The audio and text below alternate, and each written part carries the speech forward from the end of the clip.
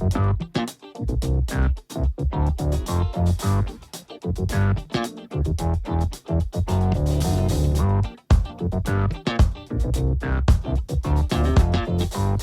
folks, and welcome to the Daily Ratings Podcast. It's a show where each week we're going to be sitting down with Vincent daily to get his thoughts on the latest movies he's been watching, both older films and new releases. And don't worry, there's no spoilers. Vince will give a brief review of the movie, share some thoughts, and of course, then rate the film. The daily ratings are always fair, honest, and most importantly, they're consistent. On today's show, Vince will be rating and reviewing. We have 1948's Red River, directed by Howard Hawks, 1970's El Topo, directed by Alejandro Jodorowsky, and finally we have newly released now in theaters, Fly Me to the Moon by Greg Berlanti, and Longlegs by Oz Perkins. So it is going to be a great Western and new release week, folks. Let's see what Vin has to say about it. Stay tuned and enjoy the show.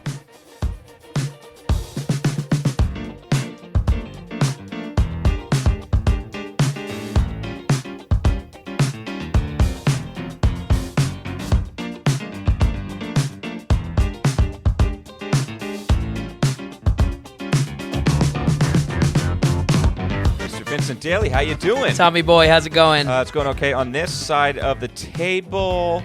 Turn you down. How was your week of movies? Week was good. I actually really enjoyed this week of movies, even the kind of the lackluster one we saw together. Yes, it was a little lackluster for the both of us. Yeah.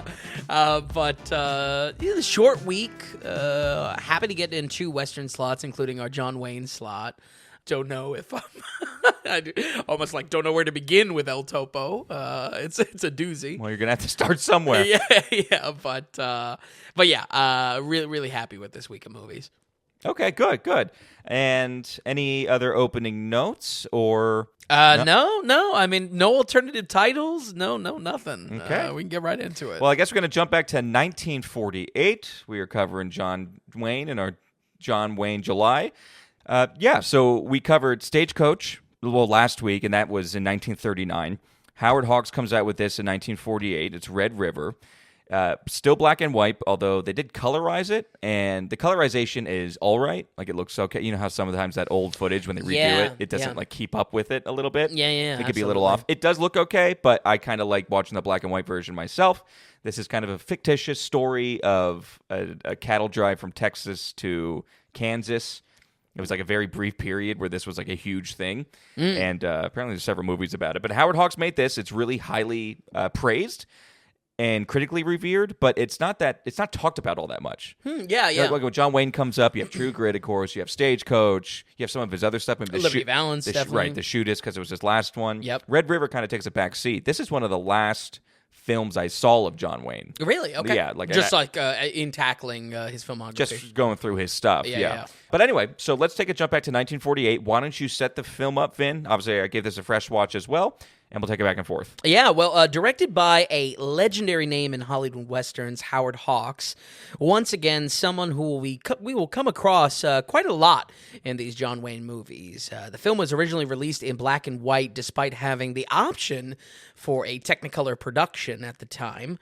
When speaking about this choice, Hawks has kind of contradicted himself over the years, stating both opinions that the color technology would make the film too garish, quote unquote. I don't know what's so garish about some color with it. While also stating that the film, if done in color, would have made a lot more money at the time, and I would probably agree, especially in 48. Folks, the luxury you have today is the choice between either of the two. While I couldn't find many details on this colorization process, the film is available in both black and white and color.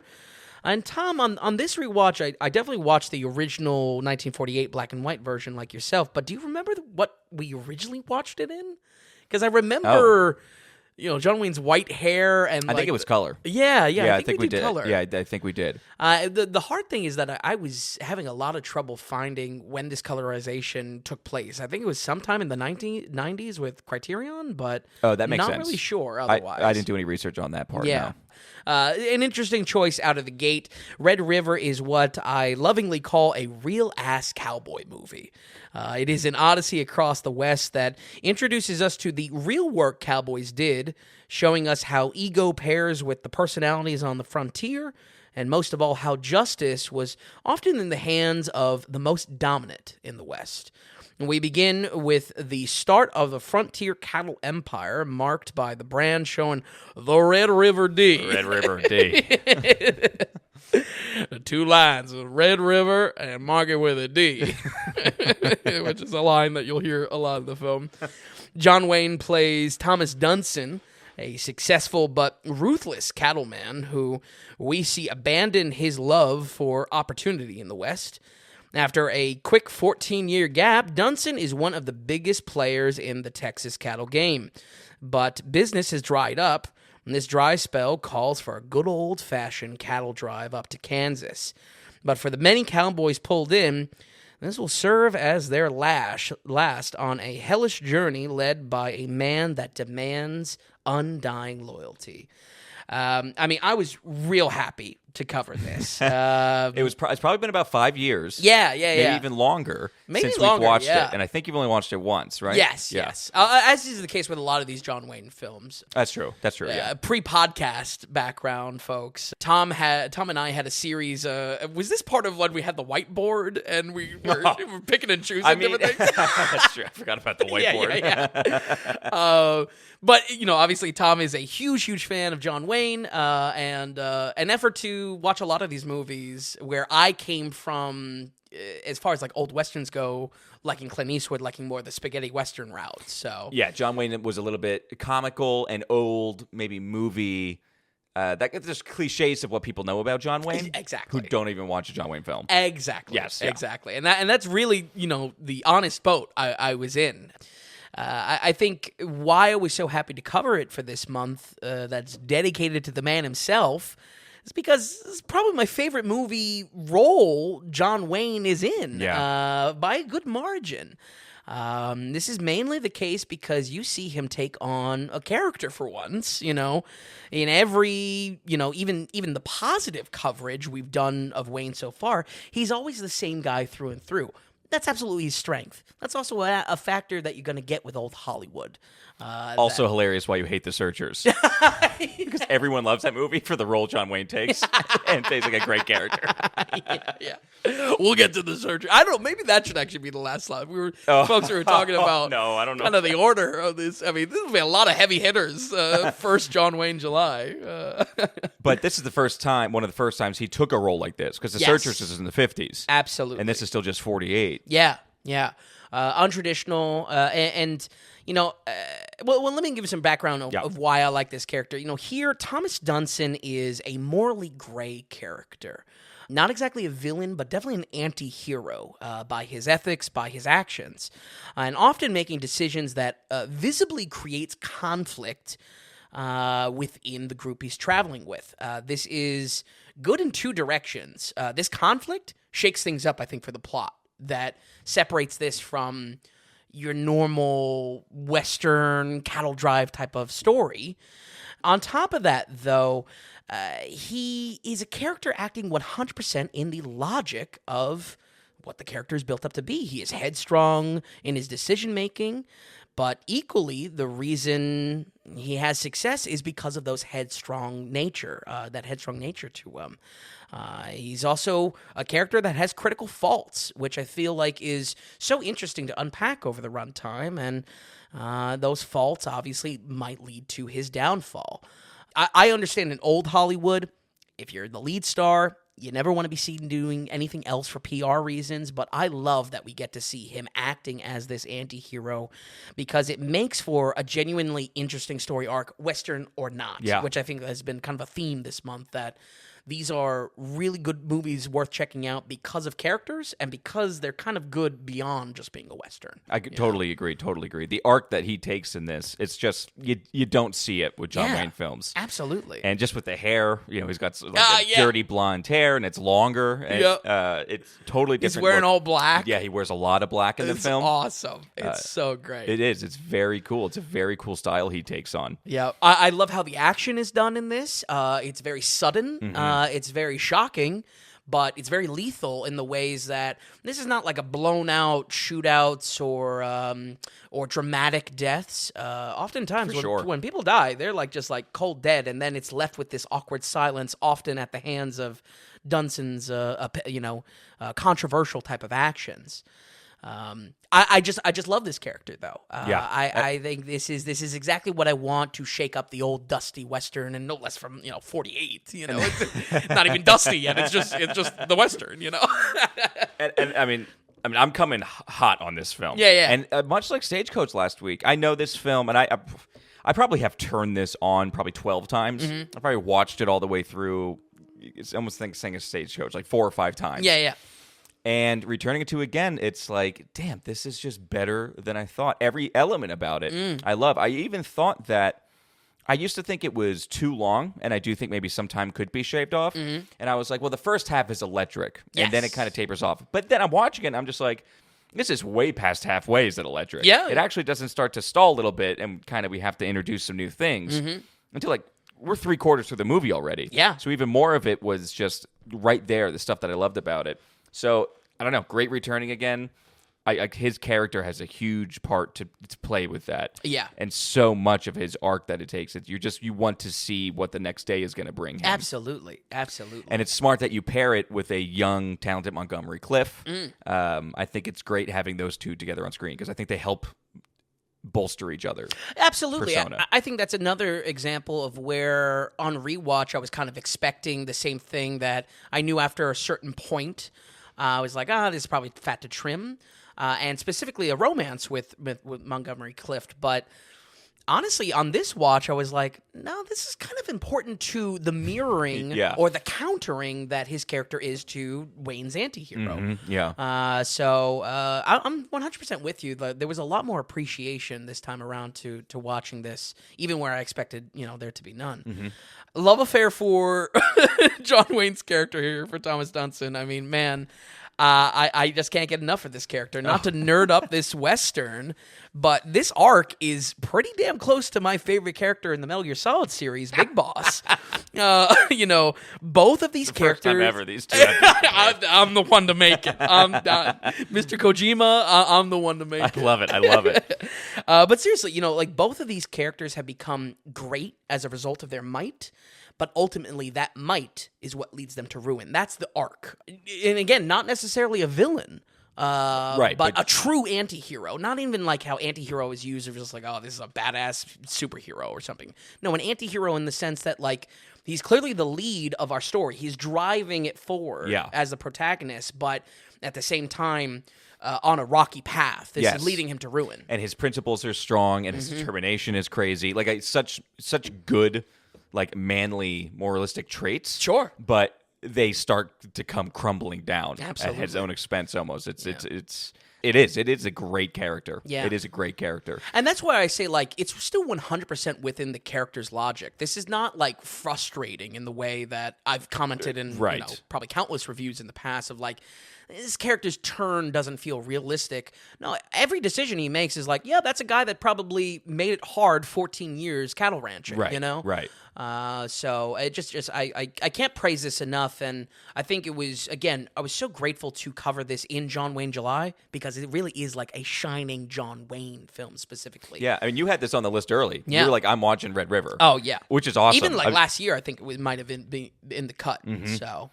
it's great to hear. This is great. This is great to hear. Video game tangent aside, with my comparison, my favorite quote found around this switch up came from our legendary director from last week, John Ford, who, after seeing the range John Wayne had and was able to bring on screen, he said, I didn't know the big son of a bitch could act. It was just like, that's awesome. That's so funny. I feel like that's the best one-liner I could give around this movie. It's just like, yeah, I didn't know John Wayne could act. And he directed it multiple times at Yeah, that point. yeah. And the funny thing is with John Ford would always bitch at John Wayne while filming. Oh, He would really? always give him a hard time. Wow. Like, oh, dude, when the hell are you going to learn how to act? Like, constantly would That's berate awesome. John Wayne. Yeah. But he does. This is, we have range here. Yep. That's great. Yeah. And Howard Hawks is such a great director. I mean, love that this is Howard Hawks. Absolutely. Unlike a John Ford is so strictly in the Western, you could just see that it's his wheelhouse, and a lot of quality comes with that. Yeah, you know? I actually push. You saying John Ford is strictly Western? No, Howard Hawks. See, I would actually disagree with that. I think if you go through his IMDb, Okay. he takes a tackle at a decent amount of stuff. I mean, don't forget that he did the original Scarface. Oh my God! Like, he goes- totally forgot. Original Scarface. If you look at Howard Hawks' list, he has some shining nuggets Yeah. that are totally not in the Western realm. Wow. Okay. But when yeah. it comes to Western, it's great. I mean, and for those who maybe don't know the name quite, he also made the classic John Wayne Western Rio Bravo. Yep. That's with Dean Martin. And so this is kind of the caliber that he's at. Interesting. Highly, highly respected. Yeah, absolutely. And again, like Ford, man, just like working, his ass off in the early days. What these like, boys did back then. yeah. Wow. I would say one area where the film shows a little bit of its age is a good dozen exposition scenes done with journal text or kind of letters being written. I wanted to ask you about that. Yeah. What your thoughts were. I think, they're used in a good spot in the story to jump past probably the vast amount of nothing days that are happening during this cattle drive on the trail. And in themselves, you kind of feel Hawks as an older style director in that they're probably just an artifact from silent movies and older films where that's the type of scenes that were commonplace to get you up to speed with just a block of text or some sort of like rolling exposition. It kind of seems like, and how it's set up, folks, it's almost looks like a large journal with cursive writing, and then it's a little bit darker, and where he wants you to read is just ever so slightly brightened up. You almost have to figure out where he wants you to read. Yeah, but it kind of takes a thing of it explains something in the beginning. In the beginning of the film, it's used as far as setting up the film. Yep. And then when it pops in, like in between scenes, it's more so just to get you. There are many days it was hard and the men were tired, and it was just it's like adjectives essentially. Yeah, absolutely. It's kind of unnecessary, but it definitely, like you said, that's where it's showing its age, and I would agree with that. Exactly. Yeah, I mean, hate it, but and really, like I said, it's not bad, just kind of stale, and stale in a modern day watch is where I'm coming from. You know, again, it's kind of an artifact of an older style movie to begin with. It would just be one area where I wish was changed up. Apparently, in one of the versions, I don't know if this is the colorized version that we watch, it's actually animated to be like pages turning, not in the 48 version that we both watched for this week, but I don't know. I think it's the black and white. It might have been. I think there was a page turn. Okay. And then it does the highlighted text, I think. Oh, okay. It's very slight. It's very slight, yeah. So, not necessarily a bad thing, not a deal breaker by any means. Tom, I don't have too many notes on our supporting guy, Montgomery Clift, other than kind of some curiosity of what to be happening of his career, because he only's got like 16 films under his belt. Does he just disappear? I think he disappears. He died in like 60. early. Oh, I believe he dies. that's sad. I believe he dies young, and this is one of his first big films. I don't know if it's his first film, but this almost brought Montgomery Clift to the screen. Absolutely. So it's a big. This film was a big deal for him. Yep. But no, like I made the comment last week where he was one of the first kind of rugged yet handsome, manly kind of actors. Yes. I was saying, he came before Steve McQueen. He came before Paul Newman, kind of who took those roles. And, there's others that we could mention as well. Yeah. And this is now going off memory from doing past research on the film. I want to say that he got into some type of car accident or something like that. I want to say he was one of the first really Hollywood actors to get like work done on his face. Oh, wow. And prosthetics and stuff because of the accident or something like that. But I do want to say he died young, which is a shame because he's electric and I really quite liked him. Yeah, in this, I don't know if I was like super sold on him on this rewatch, but I did definitely tune into the fact that he's given all the hero shots that would otherwise be John Wayne. Right. And a lot of close-ups just he's got a nice set of pearly teeth. He's always like grabbing his face or something like that. So I feel like this does feel like a vehicle for him, whether that was intended by Howard Hawks directing or not. There are just like amazing one-liners all over this film. I'll rattle off a few. There's only two things better than a quick gun: a Swiss watch and a woman from anywhere. That's amazing. I don't like seeing things go good or bad. I like seeing them go in between. And that's just like a random guy. These are also not from John Wayne or Montgomery Clift. These are just like random supporting characters. The standout scene for me, I love the quick scene starting the cattle drive where it's just like a dozen or a handful of close-up shots of all of our cowboys yelling "Yeehaw!" Yeah, you like that? I love that scene. So cool stylistically, and kind of like a countdown in the moment of that action. Yeah, too. yeah. And there's such a build-up for the last 10 minutes of the film, basically. Yep. The boys getting ready. Absolutely. I think that's also the scene that Hawks was referring to, that he wanted it to do it in color. Oh, interesting. Not really sure why that specific scene, but a great scene nonetheless. And man, do I just love John Wayne's threats in this. We don't get John Wayne threats very, very often, so I'm stoked for this. Towards the end of the film, and surely because he just sounds like actually badass, which I feel like is not John Wayne, a moral, upstanding, right, when it comes to gritty badass, you're thinking Clint Eastwood. That's when Clint Eastwood steps in. Exactly. So I can't just tell you how much I have a love affair with this character, and how refreshing it is. So. Now, folks, while I might not be as hot on this as last week's pick or even something that we covered last year like Liberty Valance, I feel like this is still a very great movie and well worth your time.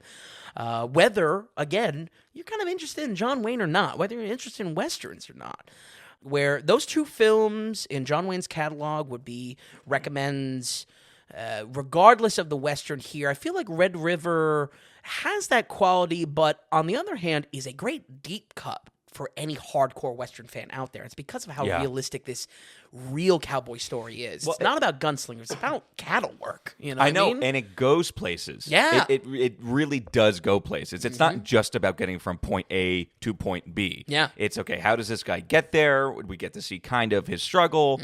And it's, of course, the big arc with Montgomery Clift and John Wayne. It is. There's enough there that makes this a much larger film than some of those older ones can be. Absolutely. And there's just so much to appreciate here, especially in the authenticity the story has surrounding itself with this real cowboy work that they're doing rather than cartoonish gunslinging. And I feel like that can be appreciated side by side with the more cartoonish spaghetti westerns that I feel like are just equally have a place side by side in the Western genre, but this achieves something more real and good for that reason. And if there is any payoff for John Wayne fans that haven't seen this yet, you have one hell of a treat seeing our boy dressed in black matching an unexpected villainous spin. We're going to go ahead and give Red River a 75 on the dot. Okay, 75. Pretty good score. Yep. Pretty good score. We'll take it. I'm almost surprised. I thought maybe, especially after watching this and enjoying it the most just this past watch, for me, I almost thought this was going to be higher than Stagecoach. Really? Just because of the bigness of the film, the completeness of it. It's very true. But it does drag a little bit. There are areas that it does drag towards the end. But 75 is a great score for a 1948 Western. Absolutely. And again, folks, if you're intimidated by Westerns or John Wayne, give it a shot. I feel like all the ones we've covered so far this month, and even Liberty Valance in the past, like these are the ones to jump into the pool over. Yeah. You want to dive into these. Definitely. And I want to also buttress, John Wayne aside, Montgomery Clift really takes a huge stand here, and I like him. But also the third man in action, kind of, which is Walter Brennan. Yeah, Walter Brennan was in over 200 films or 300 films. There might have been over 300 credits to his name. Wow, which is crazy. But like a classic actor, he never takes the spotlight. He's always second or third guy there. Yep. He's also in Rio Bravo. But I think it's important that the three of them with these characters help make the film. I think if you take Walter Brennan out, I think it would actually lose something. Really? Yeah, I do. I like the play on three. I like how Montgomery Clift and Walter Brennan's characters are totally like side by side, and they get it a little bit, and it's more of a push against John Wayne as well. Sure. But I love it completely. Really like this film, and almost went into this same thing. I mean, I'll tell you, I was like, okay, we'll probably be 2 shoes and everything like that, and a good 2 shoes, and we'll enjoy it. But 2 shoes, 1 lace, excellent, easily. These are top Wayne films. I feel like we might be shooting ourselves in the foot a little bit. I thought about that too. Getting these like super positive ones out of the way, and then I don't know. We'll see where. We'll see. It just starts to tank next year. But 75% for Red River. Folks, check it out. I told Vin this over the weekend, too. If you happen to find both versions or you happen to get them for free, I've done it in the past where, like Vin said, there's a point where things jump ahead 14 years in the future. And I've done it where I've watched black and white for the beginning, and then as soon as that jump comes, then I go to the color version. Which I love. And pull the Wizard of Oz thing. That's so awesome. It's so awesome. We should make a custom cut for the daily ratings just doing that. I like how you said your favorite scene, too. I love so many separate scenes. Yeah. But there's something, for some reason, when it's the night before the cattle drive starts, and John Wayne comes in to tell everybody what the stakes are again. Yeah. And he's just like, hey, if you don't, I don't know, something about that scene I really like. Yeah. Because all the boys are there. John Wayne's just like, this is what we're going to be dealing with. If you don't want to go, don't worry about it. He's just like, it's okay. You'll have a job when you get back. Yeah. The one guy says to me, he's just like, I got kids. He's just like, don't have to explain it. Right. It's great. Yeah, something about that scene I really like. But so many good scenes in that film. Absolutely. Okay, so that was 1948. Let's jump to 1970. This director is Alejandro Jodorowsky. He did a famous film called Holy Mountain. Yep. Which is the most batshit... Infamous, really. Yeah, the most batshit crazy movie I've ever seen. Yeah. Vin and I somehow got through it. Didn't love it. It has a big cult following. And we also know Jodorowsky recently because in our Dune episode, he was planning on making a Dune movie. It never came to fruition. So then there was a documentary about it that was called Jodorowsky's Dune, which Vin also really liked that documentary. Yes. Apart from... Jodorowsky actually directing, you just got to kind of experience how eccentric and how his of a mind dude works, he is. Yeah, which is cool. So basically, here we are, 1970. He directs a Western called Topo. I know nothing about this. I hadn't heard of it before, so Vin, dive into it. I am very, very happy we have the chance to cover this because much like my efforts to cover deep cut sci-fi, I'm always looking to find the gems in a specific genre. And like you said, Tom, after covering Jodorowsky's Doom as a documentary, I found myself very curious about other films that the madman actually directed, but also equally scared shitless, knowing how much I just didn't connect with projects like Holy Mountain. El Topo is Alejandro Jodorowsky's second feature film, but really responsible for the start of his career. The art house scene of the late 60s gobbled this movie up, with showings hosted at the Museum of Modern Art. Wow. And for nearly 2 decades, the only way to watch this movie was exclusively at midnight showings. How interesting is that? Really? Yeah. Is that just something that happened, or is there something? I think that was Jodorowsky's wishes. Wow. Yeah. Wow, that's wild. And also maybe another reason to circle back to that documentary because you find out about his relationship with production partners and how close Jodorowsky was with who he worked with, like kind of emotionally close. Yeah. So Jodorowsky directs, writes, and stars as the lead role in the film. So it's no wonder his...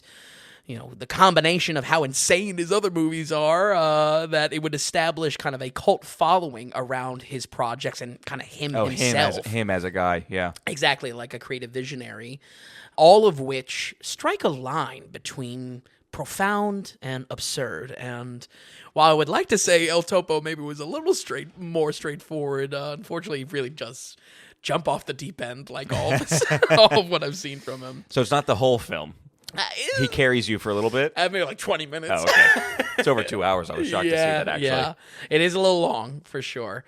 El Topo translates to the mole in Spanish, and for the decade that saw the genre co-opted by the Italian spaghetti western, I was excited to see what a Mexican western might bring to the table. The mole is a wandering preacher gunslinger dressed in full black leather, traveling with companions such as his 7-year-old boy, played by Jodorowsky's real son, or a rescued slave woman.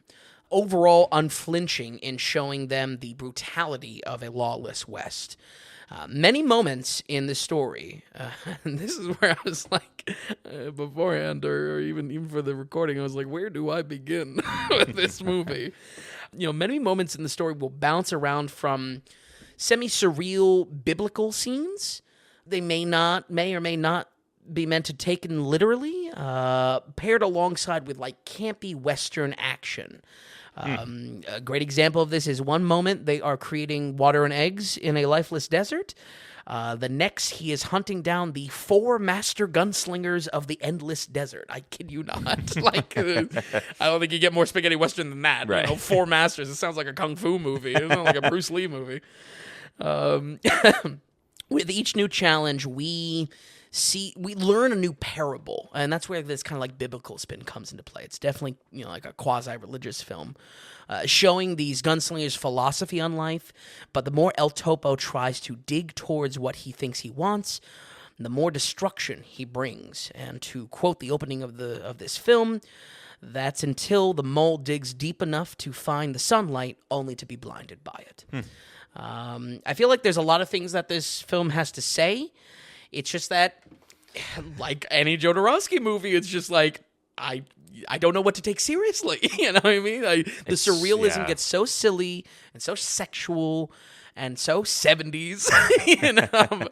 It's just a lot to take in, and kind of dilutes, believe it or not, the more striking moments. I feel like these master gunslingers, the philosophies we kind of unpack with them, definitely out there, but like meaningful. And I feel like meaningful to the violence we see in Westerns, or spaghetti Westerns specifically. Tonally, though, the madness of the film feels closer to something like A Clockwork Orange or Boy and His Dog, especially in the final act, which, going off the deep end, I mean, the deep end is the Marianas Trench. Like, he's as deep as it goes. When it comes across any kind of, when coming across any directly evil character, they're often taken to such an extreme, it's hard to not laugh at the movie. It becomes a bit harder to then decipher every other character, however, including the intentions of El Topo himself, when sometimes he is the moral superior to everyone on screen, other times he is a sinful trickster doing anything he can to win. What I totally did not expect, though, was how hyper-violent the film would be. This feels like Tarantino might be taking some notes from him. Why would you not expect that? Just to the degree that it went into. Okay, all right. What came first, by the way, this or Holy Mountain? Holy Mountain is 3 years after this. Okay, gotcha. Yeah. And probably only a result of the, I wouldn't say mainstream success, but the cult success of this. This has more gore than probably every single John Wayne Western combined. I bet. And I think, it's an element that defines this film among the countless other kind of cheap knockoffs made in comparison, or cheap Westerns made in comparison. Don't get me wrong, some of the blood definitely does look like a bunch of red paint thrown around. There are also really inventive uses when it comes to gunshot wounds and dramatic deaths on screen that I found like visually striking. If there's one thing I can say about Jodorowsky, the dude's got an eye for the unconventional. We saw this in, Holy Mountain. You see it in the concept art of the Dune doc. There's something to the visual storytelling that strikes you, even if everything else is nonsense. I think that's a good point. And the shame of it is, it's like he keeps you strung along because it could be visually weird or visually intriguing. But then the content is just like, what is going on here? Exactly. It's like that guy in the theater for Kinds of Kindness, where he's just like, please, that's exactly right. Please help me. There's definitely a lot of that you have to sit through for we'll call it the visual candy of what he's able to do on screen. So there are unfortunately many moments that the production itself stripped me out of the experience, however, which already demands you jump through numerous hoops to stick with. But that's for anyone that kind of gives it a shot. Certain props and wardrobes not only look like they don't belong in a Western, but are so clearly from the 70s, it hurts. Like, the amount of silky disco shirts in this is shocking. Like, it's like, please, just, like, throw some dirt on it or something. The movie also has an unusual abundance of lesbian kissing scenes. I get old Alejandro is probably a pretty sensual guy in his prime, no less coming out of the 60s, but it's a bit distracting. There's a lot of moments where it's like, all right, this feels not only like exploitative in that era for exploitation, but it's just like, I don't know, did he do this just because he could get two girls to kiss on screen in 1970? Like, it's all right, you know. I always feel a little bit embarrassed, and that this kind of piggybacks off of our coverage of Yorgos and his kind of sexual films. That I'm not bringing these critiques up because like I'm prudish or anything like that. No, I feel like it's a distraction. You don't need to be concerned about that. Okay. Just trying to, you know. As far as my takeaway here, those folks, this is a film that offers awesome cinematography, especially in really unique on-location shots in Mexico. Much of the storytelling was either total nonsense or deeply perplexing allegory. The visual storytelling here was the real highlight, and the reason why I might find a case to recommend this to someone. On that note, in addition to the few films that I mentioned, if you enjoy some of the surreal notes that we touched on in our Alejandro Inarritu study, I feel like this could fit alongside that a little bit. Something that could be an interesting watch, maybe paired with like Bardo for a type of Mexican surrealism doubleheader. Interesting, yeah. Because it really did capture that type of same energy that you're on a ride with it. Mm-hmm. But be warned, because Jodorowsky got his reputation for a reason, and this is just as crazy as any film he has done in the years to come. We're going to go ahead and give El Topo, 1970, a 56. Okay, 56. I'm kind of surprised that you found it good enough. Yeah. To put over the bar. That's true. I guess you didn't feel like your time was wasted. No. Completely. Yeah, again, not completely. And I feel like, again, there was, at watching the film, I feel like I could find some movie watchers to really genuinely recommend this to. Yeah. With the caveats of saying, hey, you get ready. Right. But, like, I know a type of movie watcher, even including myself, that the visual fidelity of this and the cinematography, there's enough interesting to go on to say, wow, my time wasn't wasted. Right. But you're not in the camp of... You're not a cult follower, where cult followers like love his movies. No. You're not going that far. Yeah. But there's something enough there where a certain mind could be interested. Absolutely. I guess that's the 56 as well. It's for slightly a very certain audience. Yeah. It's definitely driving home the point that 40 to 59 is a wild card puddle of all different types of recommendations, or maybe steer clears. Excellent. Okay, so that's 56% for 1970s El Topo. So, okay, well, we have two more films left. They're both in theaters. So before that, let's thank a producer, because we have a producer for this week. So Jon Frampton wrote in and donated in, which I believe is a new donor. Yeah. Or new producer, I think basically. So John donated, I believe it was $30, and he covered the charge because it came out to be $31.40. So courteous. All these courteous covering the charges. It is quite courteous. John also wrote a producer note in, so let's see what John has to say. He says, "Hey guys, absolutely love the show. No matter if it's an entire episode devoted to baseball-themed movies," which I'm glad someone liked that episode. Yeah. We liked it. We I liked think it. that's an excellent episode. I'm not sure if everybody loved that one. No matter if it's an entire episode devoted to baseball-themed movies, which, much like Vin, I am not a sports fan at all, or a look at films from the early 1900s, you guys make it so damn interesting and enjoyable to listen. I never miss an episode. My question is around, quote, the perfect movie. Is there such a thing as one? And by perfect, I mean a 100% score. Unlike Rotten Tomatoes, unrealistically throwing around 100% left and right, is there a film Vin would consider absolute perfection? And what would it take to achieve the perfect score? Lastly, can you please have Vin read this part? Oh, I totally missed this. What, you want me to come around? Or? Oh, I don't know if I'm gonna. I don't know if I can let him say this. No. I'm sorry, no, he will not read this. I will read it. And with that said, we're going to give The Matrix, the first one, of course, 100%. Definitely a great movie. Yeah. Thank you for the endless hours of entertainment, and here's to a 100 plus more episodes. Oh, excellent. John, thank you so much, man. Thank you so much. Thank you for your donation. Thank you for your note. Great note. It sparks a conversation that we've ever actually haven't talked about on the podcast. Yeah, before. true. Very true. Yeah. I would say behind the scenes, Tom and I have talked about kind of that similarly that gap from 95, 97 to 100, and even kind of a pressure to push movies that I love, like with my whole heart and soul, right, even further, just to demonstrate that they're that much closer to 100. You know, the internet operates off those perceptions of like, oh, well, if it's not a 10 out of 10, you know, why am I wasting my time or something like that? Right. You know, tough to say though. I think just like 5% to 0.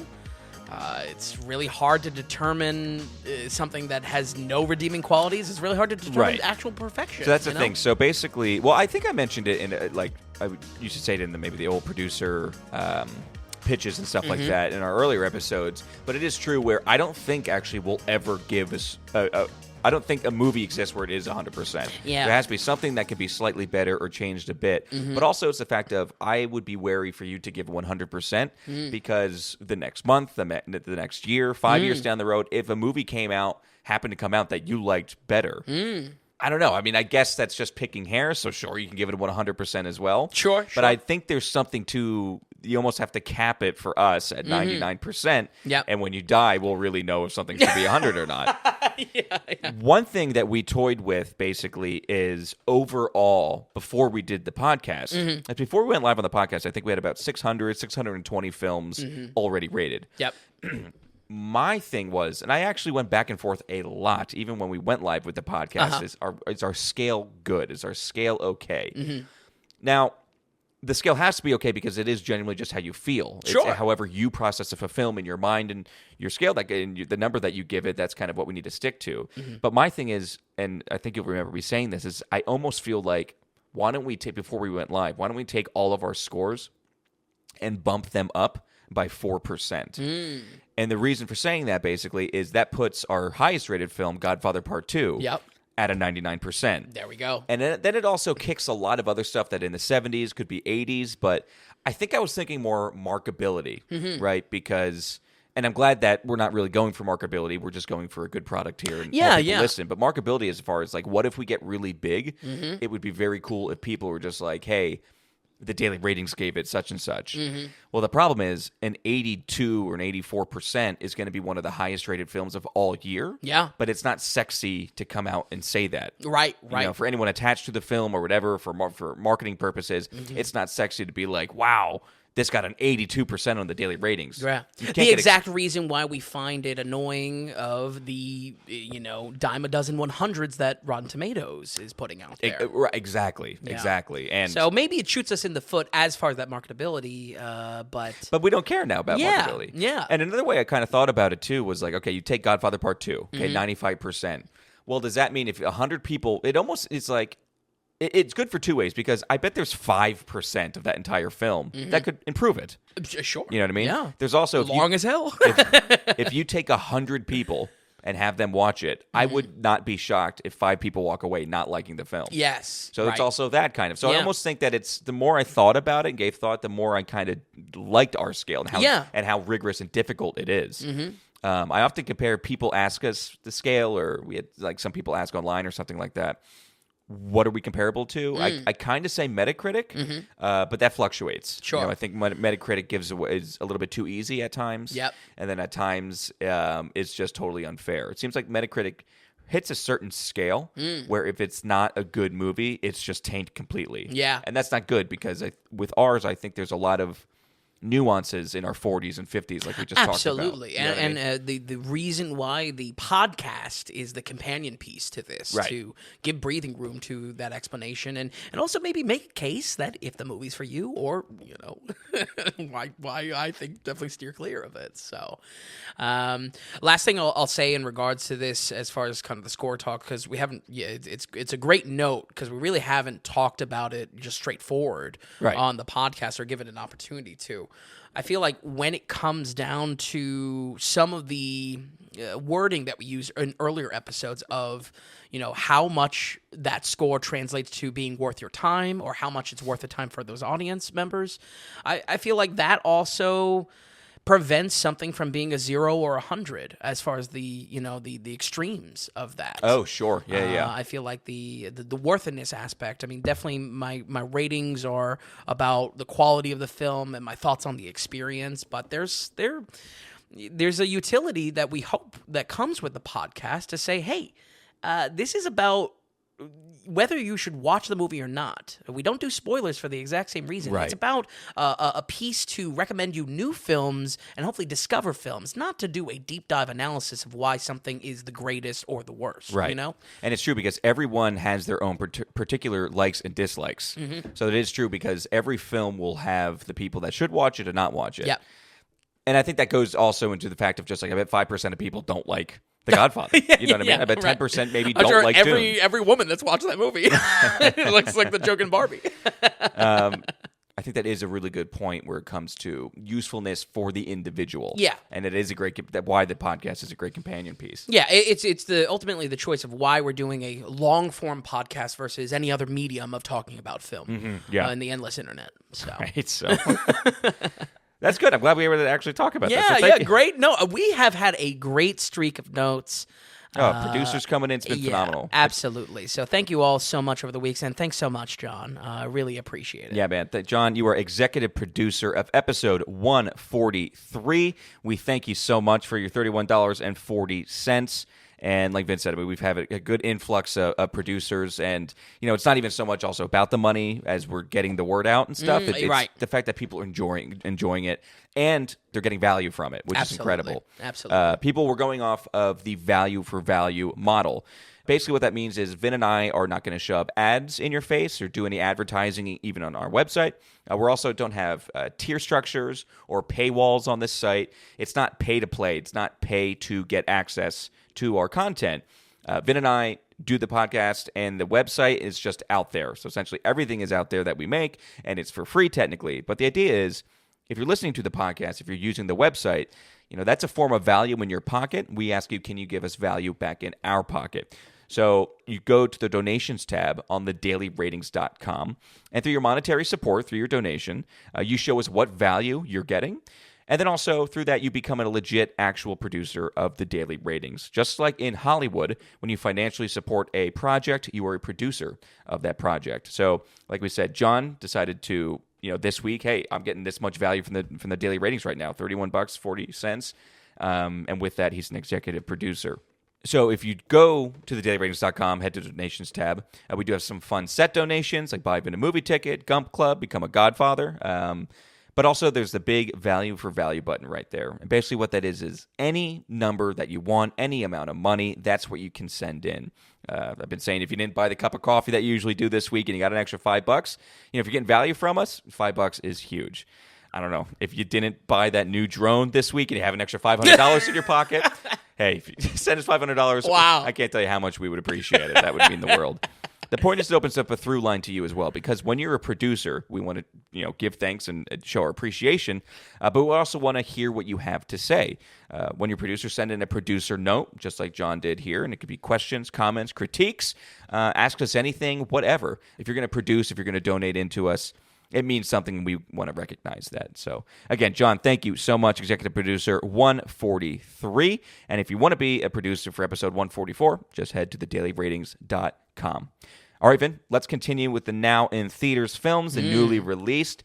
I think we're going to start with drastically different. I think we're going to start with the one that we went to. Yeah. I have a feeling that you're going to want to save Longlegs for last, so we're going to jump to Fly Me to the Moon. I don't think I didn't see a lot of marketing for this film. Yeah. Nobody's talking about this film except for some internet bites with Scarlett Johansson and Channing Tatum. I was looking forward to this all year. No way. Just because I knew that Ray Romano was going to be in it. But why don't you take us through it a little bit? Just tell us what the film is. We'll take it back and forth. Fly Me to the Moon, Ben. Yeah, well, folks, this is the new comedy romance from Apple TV, but if only to spit in the face of naysayers, was fully released in theaters where nearly every other film in the genre has been streaming fodder for, I would say, the last good 4 years, maybe 8 years. The only reason why this was on my radar, next to Ray Romano, was due to large swaths of the internet saying that and accusing this of being AI written, or at least feeling like a fake movie nobody asked for. After watching this, I can't really say much evidence is in that accusation. The only factor that made me a little bit suspicious of it is an extremely novice writing team split between 3 people with very minimal writing credits, period. So take that for what it's worth. One thing I can give credit to with that initial thing that you read online is it is a movie no one was asking for. Yeah. And I honestly didn't know it was an Apple film until we were sitting in theaters. Ditto. Which Absolutely. Right away, I was like, oh boy. Yeah. I think we both groaned at it. Yeah. But Tom and I saw this together. A packed theater of boomers, really. Not really. I would say mildly. This also comes from writer, producer, and director Greg Berlanti. He's primarily made his bones connected to, I'm not kidding, like nearly every CW superhero show you could imagine. So I'll let that speak for itself if that's a good thing or a bad thing for you. But even dipping into the genre with 2018's Love, Simon, the mix of drama and more traditional rom-com beats left this movie without much of an impact on screen, coming out as kind of a whatever experience that honestly probably would have done a little bit better for streaming fodder. Do we got box office data on this? Yeah, it didn't do great. It was fifth of the weekend. It made $9.4 million. Did you happen to look up? How much the film costs? No. Oh God. Well, I mean, watching, I'm just like, okay, this is $30 million project. Sure. Right. Yep. $100 million. $100 million this film cost. So they were like, we gotta put it in theaters. Civil War from A24 was $50 million. Folks, if you watch this film, if you watch Fly Me to the Moon, you're going to be like, well, where did all the money You're go? right. This is a small film. Yeah. And it is. I think you were about to get into, it cuts through this. It cuts through the rom-com with drama. Yep. And it kills the film. It kind of does. Yeah. It really, it's down to the editing of it. I feel like everything moves along at such a quick pace that when the dramatic beats come, they don't stay long enough on screen to actually feel real for these characters. For sure. Absolutely. And then the rest of the breeziness of it is just like, okay, Yeah, it's a little lame. Yeah. Vin and I were talking, we were kind of like, okay, this is going for a 90s rom-com. Right. But I'll tell you, this is no Sleepless in Seattle. This is no You've Got Mail. He loves pulling these examples. I mean, no one is comparing this movie to Sleepless in Seattle, by the way. But I love You've Got Mail. I mean, that is a classic movie. And if you want, I mean, that's a great rom-com. Yep. A great rom-com. Yep. Boy, this is not it. And the industry is struggling right now to get a film that's like this. Absolutely. And that's where I opened with, like, why is this in theater? I feel like it would have done even better just going straight to Apple TV. But I guess that's Apple's approach this year. Fly Me to the Moon tells the story of the Apollo 11 moon landing, but in the eyes of operations at NASA, Scarlett Johansson plays a 1960s Manhattan advertising exec that is tapped on the shoulder by the feds to overhaul the PR of NASA. She is headstrong, adaptive, but most of all, running away from a shady past that keeps her on the leash of Woody Harrelson playing our man in the suit. Channing Tatum, on the other hand, is an astronaut holding a lot of guilt about what he can do to make his mission successful. and what he could have done more in the space program in general. Not really a funny role for him. Yeah. Which kind of just acting like Channing Tatum. Yeah, a little bit of a moody Channing Tatum as well. But I doubt his fans will even remotely care whether he's funny or not. That's true. Yeah, that'll be it. And I will say, like, Channing Tatum, with Magic Mike and everything like that, and his persona with the women love him and everything. Right. We have respect for him. Yeah. Like, you even liked him in that first Magic Mike. Yep, I think we liked him in Logan Lucky. Sure. Lucky Logan, whatever the hell it's called. That's so true. He's Like, got- even to this very moment, I don't know which one it is. I don't know if it's Logan Lucky or Lucky I think it's Logan. Logan Lucky. But the point is, I think we respect him that he has chops. Yes. Oh, what a Foxcatcher as well. Oh, very good call. Yeah, absolutely. But with this, he just seemed too normal guy. Yeah. And what was also disappointing is, we're set in the late 60s. So it almost maybe stylistically or changed something up for us. yes. Yes, absolutely. Where Scarlett was on that. I mean, Scarlett totally changed it up. Yeah, absolutely. I feel like she brought a lot to this character, but Channing was, A little flat. yeah, a little flat. Just looking for that Apple money. Yeah, for real. They are brought together by a floundering space program in the heat of the space race between the USA and the USSR. While Scarlett wants NASA to become a household name, Channing sees all of this as a distraction to the mission and its success. But being such a chameleon comes with a past that threatens to catch up to Scarlett and might be the one thing she can't talk her way out of. Let's start with some positives. Secret Christmas movie. Been a while since we called that out. Is it? Yeah, start. You saw it. Yeah, the beginning is in during Christmas, like during the diner scene and whatnot. That's all Christmas. Are you sure about that? Yeah. Are you sure? I mean, unless How I does was the movie start? unless I was dazing off. Yeah, she's still the Manhattan exec. That's all during Christmas time. Wow. Comes down to Florida. Wow. I'm revealing this for the first time to Tom. Yeah. I would say Channing and Scarlett are pretty decent as far as chemistry on screen. If anything, held up exclusively by Scarlett, playing a fun, dynamic character that keeps the story from being too boring. A lot of scenes just fall into a vexing will they, won't they type of romance. But with a meaty runtime of 2 hours and 12 minutes, holy shit, let me say that again, 2 hours and 12 minutes for this rom-com. The story does need to kind of play keep away with the romance a good deal. So Scarlett is willing to bend the truth, and like any good marketer, understands perception is reality. This makes Channing feel like just a total stick in the mud, on the other hand. It really does. Yeah, I feel like as good of a job Scarlett is doing in this kind of, we'll call it a Don Draper type of role, kind of is at the detriment of really harming Channing's performance in the role. I know you were... He's a total wall. Yeah. He's just a wall. And Scarlett, has some moments where she's really acting. And it's great. Like, she is still such a talented actress. Absolutely. So it's almost like nice to see her kind of stretch her legs a little bit. Yeah. Get out of the Marvel costume. But I would say also... after the legal battles.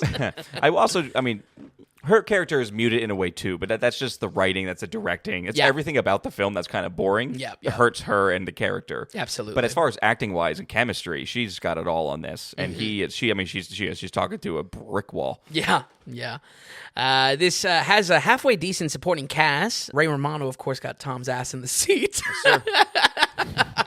I don't really have any notes on Ray Romano in fear of backlash from the man on the other side of the table here. Wow. We're tackling John Wayne, but you're afraid to talk about Ray Romano. The funny thing is, Ray Romano is a good actor. Yeah. It's crazy to say. He's very much Ray Romano in this. I was expecting a Deborah. No, but he's different. He's like somber. He's somber. The movie's like true. boring. Like, it's not a good movie, so that's a shame. Right. We both at the end were just like, we needed more Ray Romano. We did need more Ray. Absolutely. The real surprise for us was a little-known actor named Christian Clemenson, a name probably no one recognizes, but He's mostly a TV actor and comes from Boston Legal, which is a huge guilty pleasure show for us growing up, and is still the same person from Boston Legal in the movies. It really is the same guy. Yeah. We were so happy to see him. Yeah, it was like seeing an old friend. Days, I mean, we're talking high school days. We'd get wings and watch Boston Legal, old episodes of Boston Legal in our friend's basement. Yeah. Oh, man. And then, of course, the supporting of all supportings. Which is? I forgot his name. What is his name? I wanted to say Harley. I don't know why it's just Woody Harrelson. Oh, Woody Harrelson. Yeah. Which is, he's so Woody Harrelson, like even down to the point, like him. It's annoying. It is, it is. I mean, I like Woody Harrelson, but I'm with you. Like, I can see like someone being done with his shtick. Kind of, a little bit. Yeah. We just covered, I really love him when we covered No Country for Old Men. Oh, we love him in Three Billboards Outside Ebbing, Missouri. Yes. He's great in Three Billboards. This Woody, I'm done with this You're Woody. done with silly Woody. Yeah. I'm kind of with you there, but yeah, needless to say, I don't really have any notes on him. When it comes to some of the praise with this like snappy pace, I did like some of the editing here, which had a lot of fun and kept things snappy for the film to kind of keep it upbeat. But it does highlight what I think is the key issue of the film, with scenes just not having enough weight or even just time on screen to feel impactful, especially when the more serious story beats are incorporated. Tonally, this feels like a schmaltzy nostalgia fest fueled by pulling on late 60s Americana wherever it can. To say this was going for some kind of Zemeckis-style feel-good slop is really an understatement. I feel like this was trying to capture this 90s feel that we talked about. And Tom, you and I were on the same page out of this. It was just like this feels stripped from the 90s in a lot in of a bad ways. way, though. Yeah, in a bad way, in a stale way. Like it didn't do a good job. Right. I'm saying, like, if this came out in the 90s, this would not be remembered at all. Oh, true. That's what I'm saying. Okay, fair enough. Like, what I'm saying is nice try, but you failed.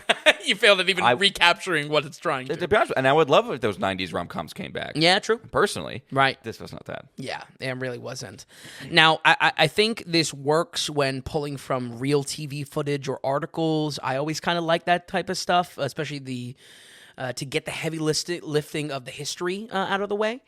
However, not so much when these serious moments come through, with it fluctuating a bit too drastically. I'm glad there was an attempt to create a little character arc for both of them, but it's so clear the tone doesn't sit right in the moments that we snap back from the serious, fun, upbeat tones highlighting how these serious beats just didn't have enough breathing room on screen to mean anything remotely important to characters or impactful for us as the audience.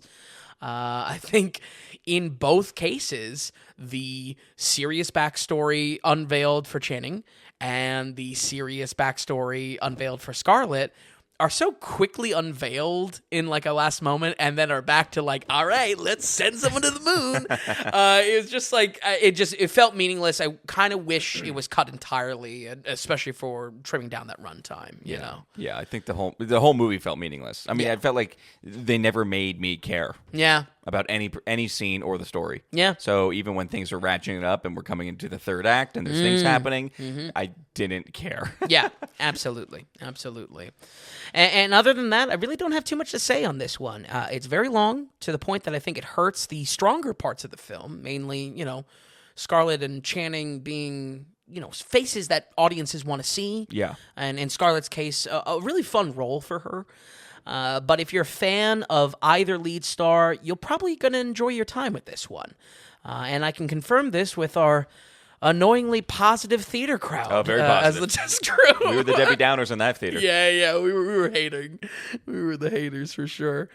But yeah, it's just I don't know. I find myself kind of scratching my head over why this was made, as is much of the internet. And all the money in the world sitting in Apple's pocket, and they couldn't even license the real Frank Sinatra song. We're going to go ahead and give Fly Me to the Moon a 53. 53? Okay, okay. That is very middle of the road. That's very blah. Yeah, I think it's a blah experience, but I think you're helping it out there. really? Yeah, I think you're helping it out. I guess where I'm coming from with, let's say, those 3 to 4 points in the positive is that I like Scarlett, and I feel like those type of personalities in a rom-com shell, it's going to be a lot of people's bag. You know what I mean? Including the, Including everyone in the theater. Yeah, right. So that's, I think, where I'm coming from. Maybe just, if anything, to our point in the producer segment, not being overdramatic in the sense that, yeah, parts of this movie didn't work, but it didn't necessarily equal like a horrible movie. Right, you know? right. This film gets a Tommy flip-flop. Oh, whoa! And it's just It should be thinking it's lucky stars. Ray Romano's doing a lot of legwork on this one. Ray Romano's doing a lot of legwork.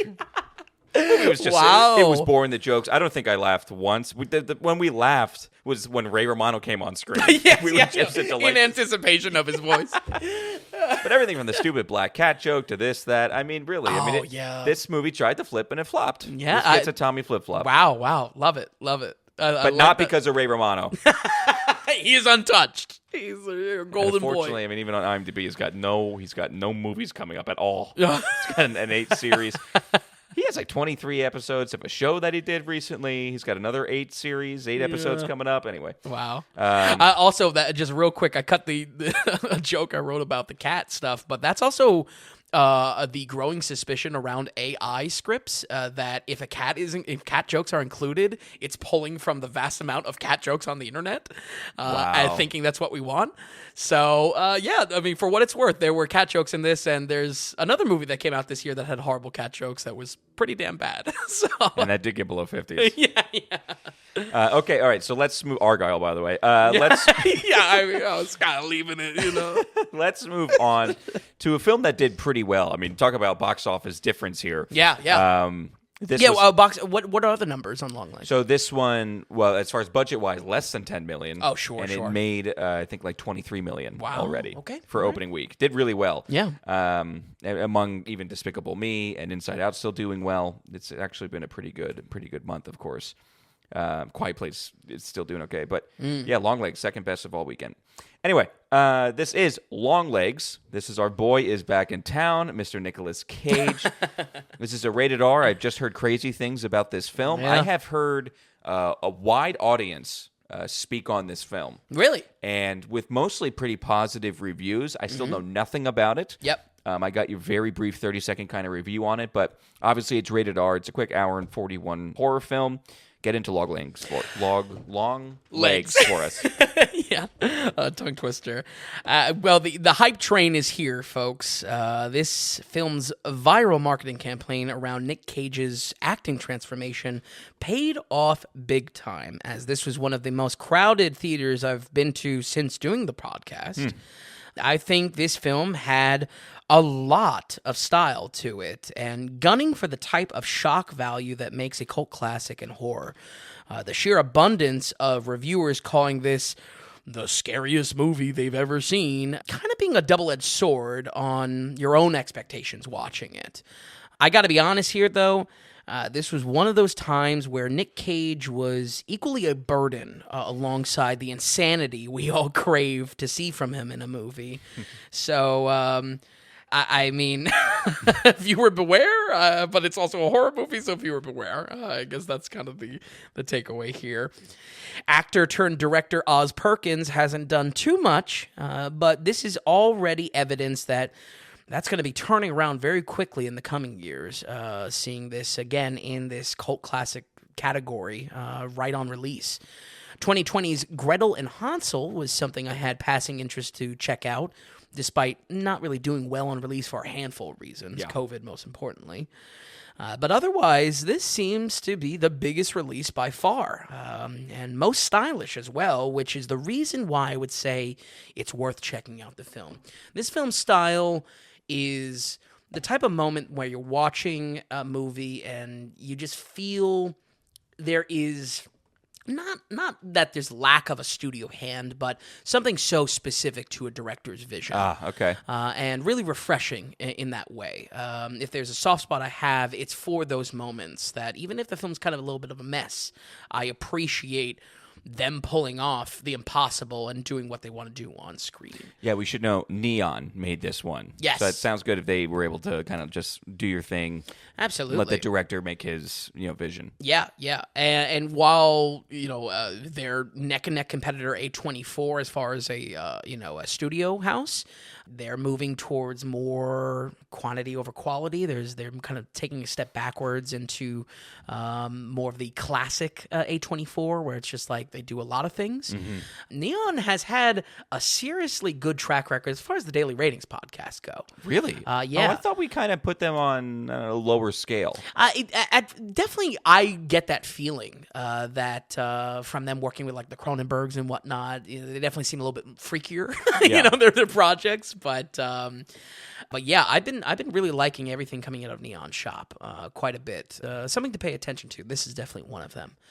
All right, well, get ready for it. This is a doozy. Longlegs is a semi-psychedelic psychological horror film, and probably one of the coolest new films you can see this summer for how unique its presentation is.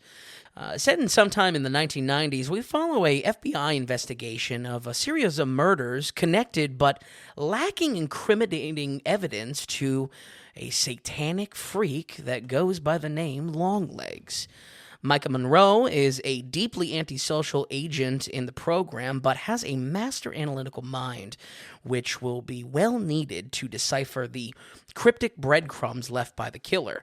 The issue is nothing directly ties together the notes Longlegs leaves. This series of murders seem to be sparked by a sudden bout of madness, families murdering each other on a suburban summer day, and the chaos sprouting from within their innocuous homes. It's really shocking. This movie has I mean this in like such a good way, a drastic heavy hand on the volume knob. It goes from 0 to 1 to 11, like out of nowhere. This has like some really shocking sudden violence, and as that relates to an experience of horror, that's where I'm saying like this is one of the coolest movies you can probably see this summer. I'm not like as hot as the internet is on this, but I think there's a lot to love here. Folks, I'm a sucker for a good opening, and boy, oh boy, does this have one fucking excellent opening. The creepy grooves of a T-Rex song, leading strong with your villain, which is a concept we covered many times in the podcast, and a slick presentation for the opening credits. For the first half of this film, I was honestly in awe of what Oz Perkins was pulling off on screen. This also introduces an interesting aspect ratio that the film uses off the bat. I'll be honest, I don't know really exactly what to call it. It's a type of letterboxing on screen, but it also has like these rounded edges, possibly to communicate kind of like a home video aesthetic. So it's more squarish. Squarish with rounded corners. Yeah. But also the film will also play with extending this aspect ratio. Interesting. And like widening it as you see it play out on screen. So this in combination with blinding shades of red that are used all over the film and definitely used all over the marketing for the film creates a genuinely unsettling look to this. And we haven't even spoken about Nick Cage yet. Prior to seeing this movie, I had it described to me as a Silence of the Lambs style thriller. And as a massive fan of that film, it piqued my interest. I mean, Silence of the Lambs, 90% on daily ratings. Would love to do a deep dive into that at some point. After watching this, however, it's much more directly a horror than a thriller. In that case, when I was watching this, I was like, okay, good, man, good. I didn't make Tom watch this one. Nick Cage and all. It's very much like not a thriller. It's a horror. This comparison is useful, though, because as it kind of gives us the broad strokes of what the framework of the story will be. We get some time on the FBI side, and as we break away from that, we see what the killer is up to periodically, and that's kind of our Silence of the Lambs structure. Beyond that, though, this has so much of its own thing going on, and where I think calling it a thriller is a mistake is really true to how things unfold, especially for our characters. In many ways, I get some serious David Lynch vibes from this, especially for how dreamy moments feel.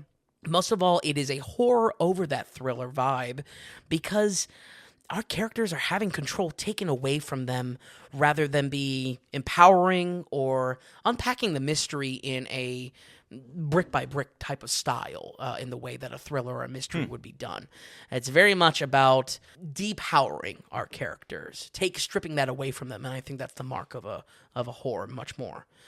Like I said, this movie is surprisingly intense.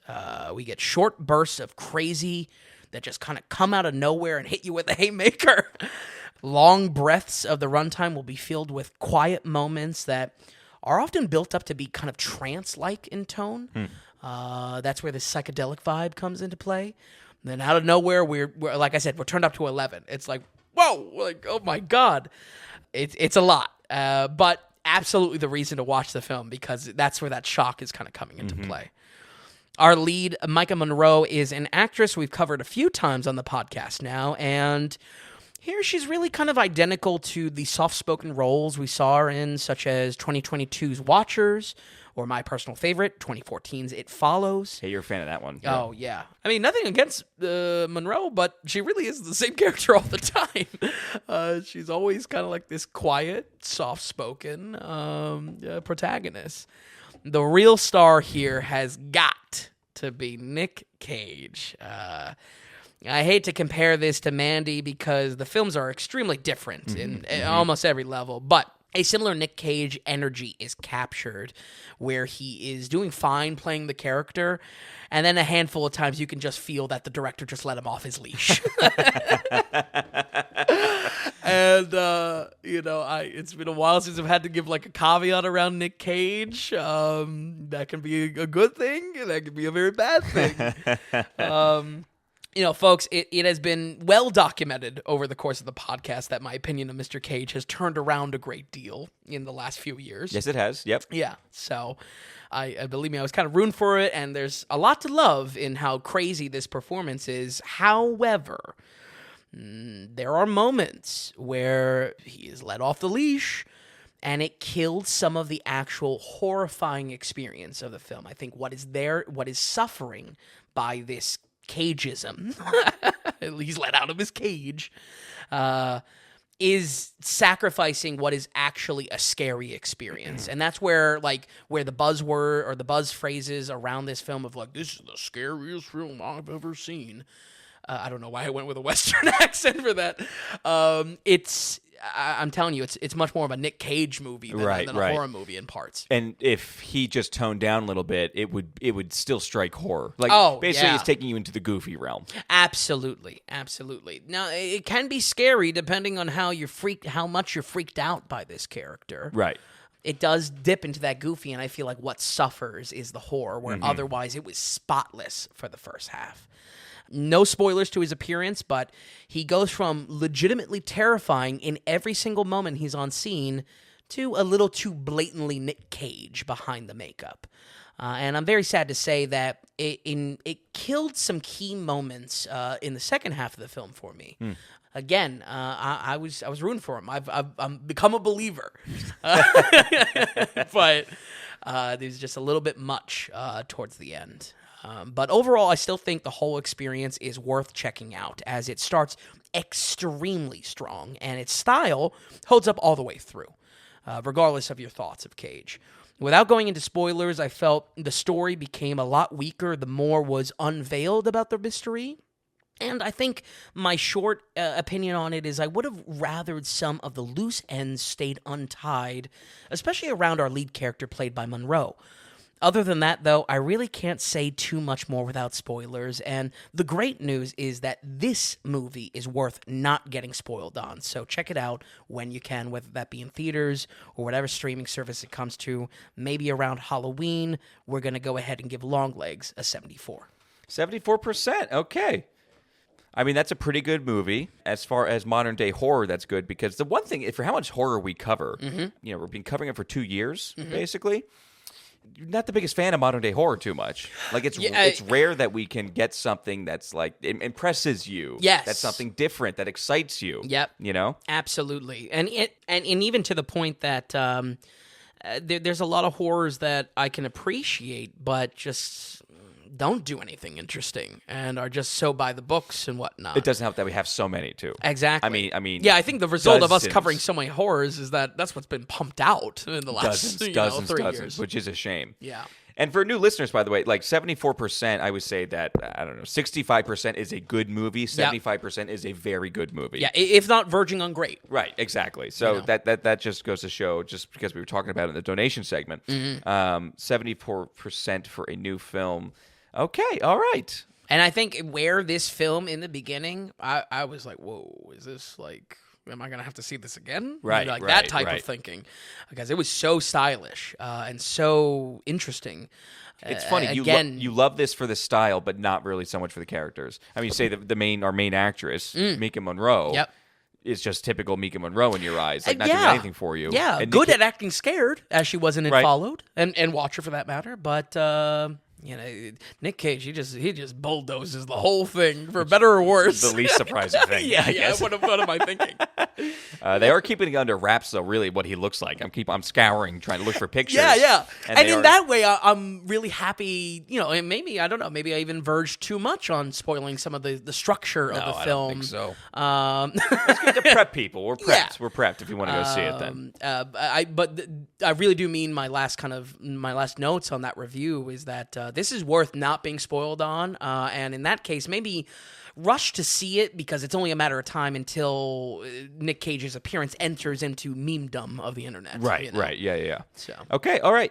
So 74 for Longlegs. Vin, looking at this list, any other finishing notes you want to give? Anything for next week? What's coming up? Next week we have a little bit of a shorter episode, Twisters in the John Wayne slot. Yes. Yeah. I will finally, I've been just collecting so many jokes about Glenn Powell throughout the year.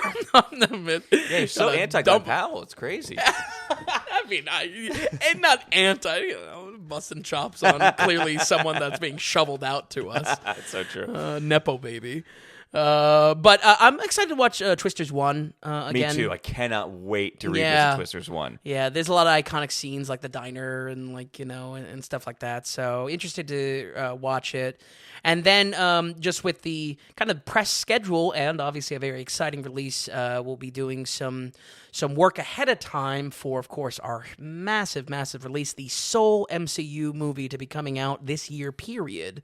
Is, of course, Deadpool 3, Deadpool and Wolverine. So I'll be tackling the Deadpools this week. And yeah, I mean, I got to be honest, as much as we kind of are no stranger to hating on Marvel, I find myself a little excited to return to the MCU. Yeah, I know. I'm surprised, but actually pretty excited to see Deadpool and Wolverine against all odds. He's not with me. I'm not, but I know a lot of America is, so I'm happy for everybody else. I'm just happy. By the way, next week, I'm happy to watch 3 Godfathers next week, the John Wayne movie that no one's seen. Alongside Twisters. Which I really pushed it. Yeah. Oh, I can't wait. Actually, next week is going to be great. Yeah. So follow along if you want. Watch the original Twisters. Watch the 3 Godfathers, John Wayne film. That came out in 48 or 49. But okay. Anyway, Vin, thank you so much for watching these films, for rating them, for stopping by here tonight. Folks at home will run it down one more time. We have Red River with a 75% and a 2 Shoes, 1 Lace. El Topo with a 56%. Fly Me to the Moon with a 53% and a Tommy Flip Flop. And then finally, we have Longlegs with a 74%. So, folks, thank you so much for listening. And we'll see you next week on the Daily Ratings Podcast.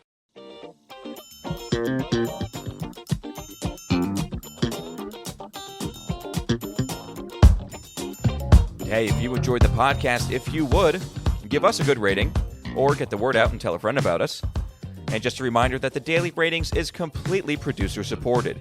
We want to stay away from advertising, and we don't want to have any paywalls or tier structures or subscriptions. It's all just value for value.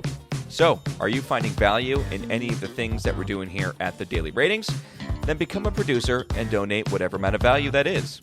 Just go to the donations tab on thedailyratings.com, and while you're there, be sure to check out the massive amount of films that Vince has rated. So thanks so much, everybody. We'll see you next time on the Daily Ratings Podcast.